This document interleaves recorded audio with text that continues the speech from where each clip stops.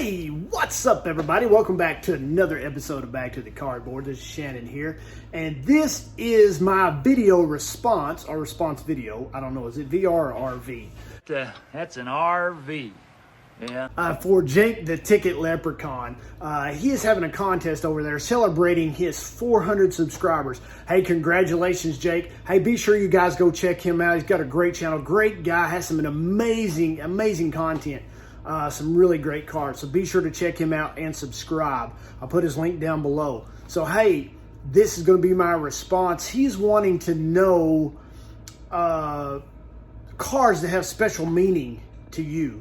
And to be honest with you, I don't have actually one card that has a special meaning to me or has a story, a personal connection to me, I guess. But I do have three sets that kind of have a special meaning to me in kind of my personal collecting history. And I'd like to share that with you right now. So let's flip the camera around and take a look.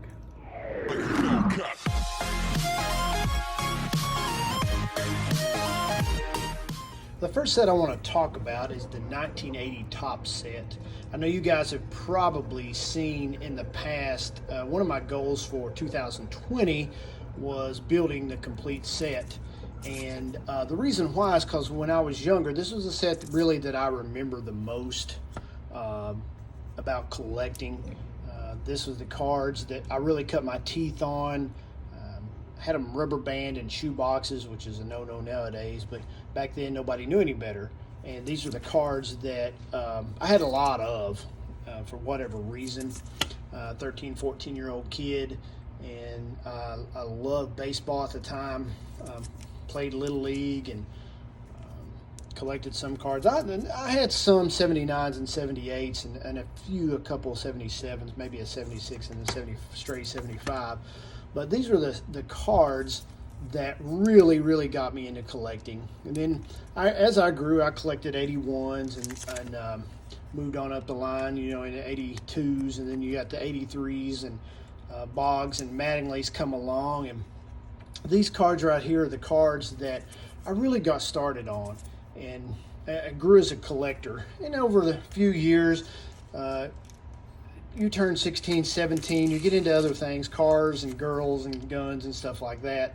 And 87 come along, 1987, and I never really lost interest in cards. I still collected some, mainly complete sets. But 87 come along, and I started collecting individual cards again, and mainly because of these next two guys I'm going to show you. Jose Canseco had the baseball world really stirred up, and he was like the next great Mickey Mantle type. And then this guy here come along, Mark McGwire, 33 home runs in 87 by the All-Star game, and really excited about that, man. This guy's going to break Roger Maris's record of 61, and little did we know he did, but not that year. But that really fired me up. And that set, although I didn't really like it at the time, it kind of grew on me over the years, and now it's one of my favorite sets. Had some pretty good stars in there. Bo Jackson, I knew him from Auburn football. But 87 set really kept my interest going, and my collecting interest really fired up. And 87 went along, 88, 89, 90. I got married in 1990, had my first son in 94. And 94 was the year that really fell apart for me. Not because I had my son, but as far as baseball card collecting. The strike happened that year. I didn't have a lot of disposable income. Been married for 4 years, had a baby, a mortgage, and you know, life kind of gets in the way. I pretty much stopped collecting then. And we moved around, moved from town to town. I finally moved back home here in Kentucky. And I brought my cards with me, and they become a storage problem. Had several big monster boxes full of cards and complete sets and binders.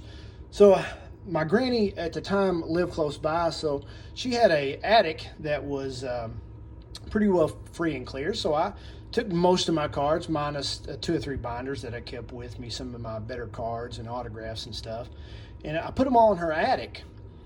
Well, you know, my granny since passed away, and I didn't really go to her house that much after she passed away, and I did go down there. I took care of her yard for my parents, and the spring of 2019, I was down there before the first mowing of the season, picking up sticks and getting ready to mow her yard, and I ran across this next set.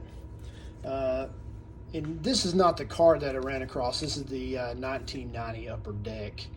And I just remember distinctly having these cards in monster count box, because these are, were at the time pretty hot. Upper Deck was the card to snatch up. They had holograms on them and double-sided full-colored pictures, and they were just a bomb back then, as the kids would say. But anyway, I found a card, and it was just a common card, and that's why I'm showing you commons now. Just a common card laying out in my granny's backyard, and it was wet, soggy, and looked like it had been stepped on, and it was dirty, and really just disgusting card. And that kind of piqued my interest. I was like, wow, why is there a 1990 Upper Deck baseball card laying in my granny's backyard? And I decided, well, I'll get the key and go in her house. Well, went and got the key from my mother and went in her house, and as I noticed as I put the key in the door that it just opened right up. And I was like, oh no. And then I went in there, and the house was in shambles. Somebody had broke in, no telling when, and taken a lot of her stuff. Went through all the closets and the drawers, and everything was pulled out and scattered everywhere. I thought, oh no, my cards. Well, I went upstairs into the attic, and sure enough, all my cards were gone. I did go back downstairs and find a monster box that they had set by the door. It was basically just a bunch of commons, but they apparently once upon a time they had got wet. I don't know if they carried them outside and set them down and they got wet or what, but I assume that's where that 1990 Upper Deck came from. But anyway, that kind of piqued my interest. It was a tragedy really in my baseball card collecting career, but that piqued my interest. And I got to looking at following baseball a little closer last spring when it started back. I always watch the Reds every spring, and they always let me down pretty much every spring since '94. But last year was different. I kind of spread out into other teams, and this guy right here really piqued my interest. This home run hitter from the New York Mets, from Tampa, Florida, Mr. Pete Alonso.